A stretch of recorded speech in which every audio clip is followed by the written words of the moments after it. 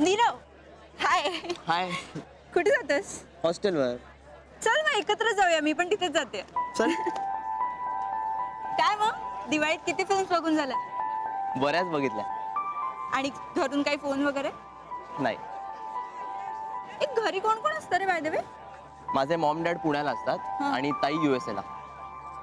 आणि मुंबईत कोणी रिलेटिव्ह? मुंबईत हा आहे ना, एकदम जवळचा रिलेटिव्ह, धवल मिठभावकर. ए काय रे, पण मनवा नाहीये का? असं काही नाहीये का? पण मग काय येत नाही सीच्या बर्थडेला? खरं तर मला यायचंय. पण कॉन्ट्रीब्युशन साठी पैसे नाही. तुला कसं कळलं? कसं आहे ना, लोक चहा पाव कधी खातात ते खूप चांगलं माहिती आहे मला, आणि ते कॉम्बिनेशन कसं लागतं तेही. ऍक्च्युली ना, मी घर सोडल्यापासून बाबांनी अकाउंटमध्ये पैसे टाकणं बंद केले. आणि खरं तर त्यांनी जरी टाकले तरी मी ते घेणार नाही हे त्यांना चांगलंच ठाऊक आहे. हा म्हणजे ते सगळं ठीक आहे, पण तू काय आम्हाला ओळखत नाहीस का? म्हणजे तू नाही दिलंस कॉन्ट्रीब्युशन तरी ठीक आहे, काही हरकत नाही आहे. आय नो सायली, पण ना मलाच ते पटत नाही कसं भाऊ. म्हणजे कसं आहे ना, तुम्ही आईबाबांचं घर सोडू शकता, पण त्यांनी तुम्हाला लहानपणापासून ज्या चांगल्या सवयी लावल्यात ना, त्या नाही ग सोडू शकत. I can understand. खरंच किती गंमत आहे बघ ना. म्हणजे कधी कधी आपल्याला असं वाटतं की आपण घराबाहेर पडून आपली स्वप्न खूप जिद्दीने पूर्ण करूही कदाचित. अरे पण ती जिद्द आणि त्यासाठी लागणारे एथिक्स शेवटी आपल्याला घरूनच मिळालेले असतात. फायनली आपण कितीही कष्ट करू, पण जिंकतात शेवटी ते.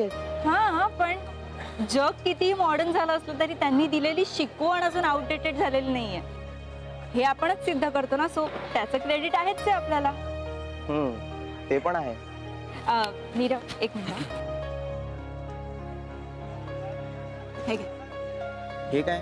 असू दे, 1000 रुपयात असू दे. सायली नको. घे म्हणते ना, असू दे. आणि मी काय ते तुला घेऊन टाकायला देत नाहीये, तुझ्याकडे आले की मला दे, व्याजा सकट. आणि किती व्याज द्यायचं याचं? व्याज म्हणजे बघ, फार घेणार नाही मी, एखादा चहा पाव पण चालेल. चलो मग बाय. आणि हो, आज आपल्या एका खास रिलेटिव्हचा बर्थडे आहे, so please do come. Yes. Bye bye bye.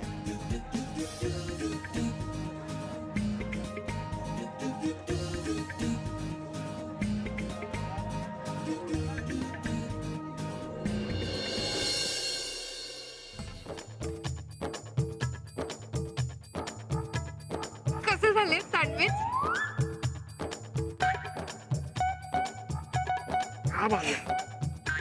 हालत मस्त. काय चव आहे तुझ्या हाताला?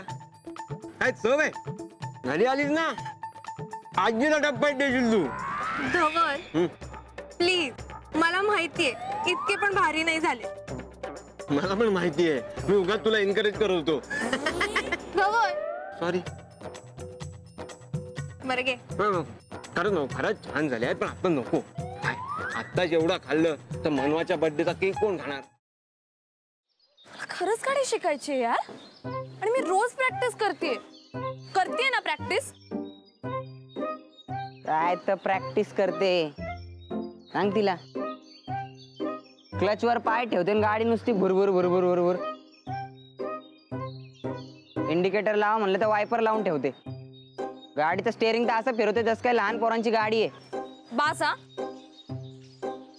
खूप झालं. मी तुम्हाला इथे मदत मागायला आली आणि तुम्ही मलाच डिस्करेज करू नका.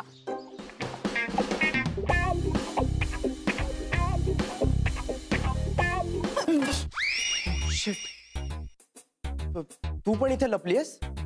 हो, मी काही पाल नाहीये भिंतीला चिकटून राहिला. What are you kidding me? अशा सिच्युएशनला तुला विनोद सुचू शकतो? कसं असतं ना, अशी सिच्युएशन आली की आपल्याला टेन्शन येतं, आणि मग ते टेन्शन घालवण्यासाठी विनोद करणं चांगलं. व्हॉट्स इट? नाही.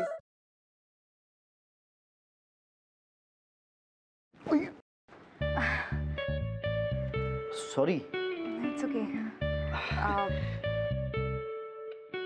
हे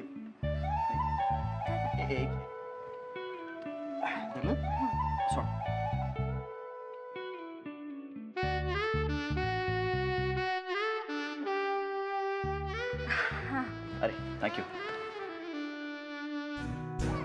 अरे त्या दिवशी ना माझ्या फ्रेंडचा फोन आलेला आणि ती अचानक मला बोलायला लागली की तिला कॅम्पिंग